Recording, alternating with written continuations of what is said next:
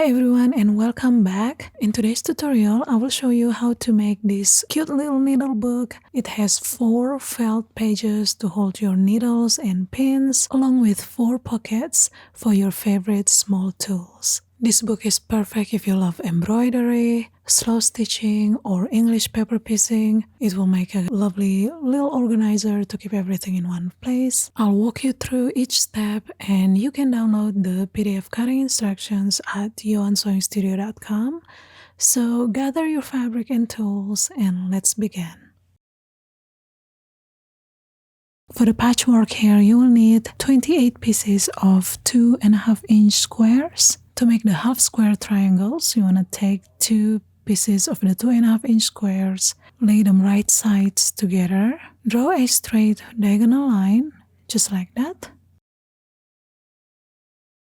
Stitch parallel to the diagonal line, about 1/4 inch away on both sides. So what you can do, you can either draw the lines beforehand and then stitch right on it, or if you have a 1/4 inch presser foot, you can use that. Simply align the diagonal line with the edge of the presser foot and then sew.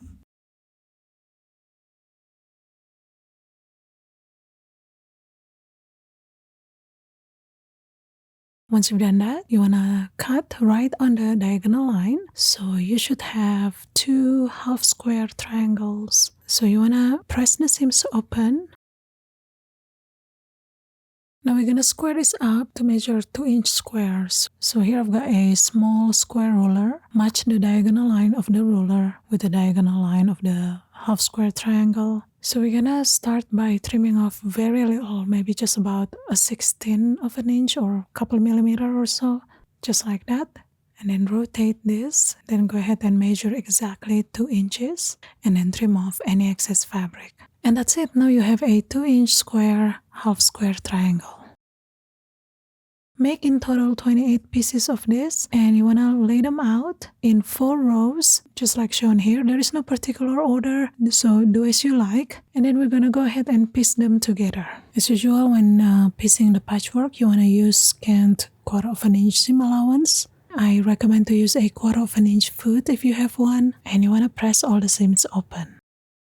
So I like to work 1 row at a time and then join the rows together. You can pin to match the seams, but I like to just match the seams as I go.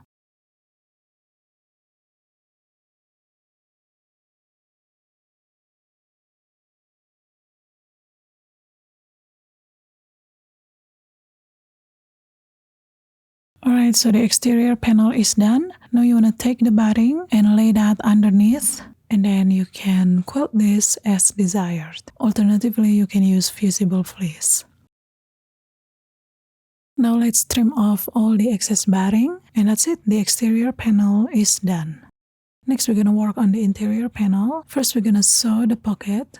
Fold the pocket panel in half lengthwise, just like that, and then press and then top stitch along the top edge. Once you've done that, you want to lay the pocket panel on the right side of the lining panel, matching the side and the bottom edges. Pin to secure them, and then stitch along the sides and the bottom with about 1/4 inch seam allowance. Fold the interior panel in half widthwise and then press so that you can get the center fold crease.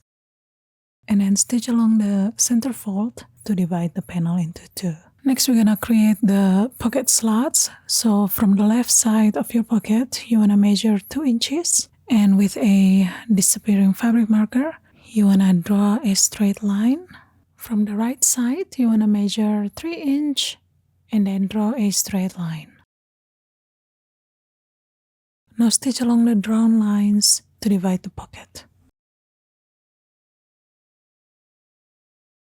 With the right side spacing, you want to pin the exterior and the interior panels together, leaving about 4 inches of opening at the bottom, and then sew all around with 3/8 of an inch seam allowance.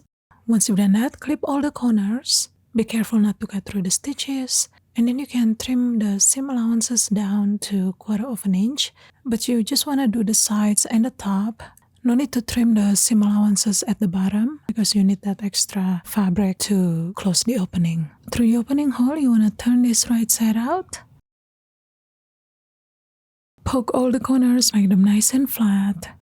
Fold all the raw edges towards the wrong side, about 3/8 of an inch, and then pin, and then top stitch all around. And that's it, the book panel is done. Now we're gonna work on the strap. So you will need a 2.5 inch strip about 31 inch long. So if you've got leftover jelly roll strip, it's perfect for this. So first you wanna fold the short side towards the wrong side, about 1/2 inch, and then press, and you wanna repeat the same to the opposite side. Fold the strip in half lengthwise and then press. Now open the fold and then fold the long edges towards the center fold. And then press, and then you wanna fold it one more time and press. Once you've done that, stitch all along the edges. Attach the strap to the book panel. First you wanna mark the center point of the book panel, so fold this in half, and then use a disappearing fabric marker to mark the center point. And then do the same with the strap. Now position the strap on the right side of the book panel, matching the center points. Pop a pin just to secure it for now, and then stitch right on the center. Go back and forth a couple of times so that your strap will be extra secured. Now it's time to attach the felt panels. So we're gonna start with panel 1, which is the larger one. Make sure to draw a straight line right on the center of the felt. Position the felt on the interior side of the book. Center the position, and then pin, and then you want to stitch right on the center line. Once you've done that, you want to repeat to attach the second panel, which is the smaller one. Again, make sure to draw a center line. So go ahead and center the position, and then pin, and then stitch right on the center line. And there you have it, the needle book is done.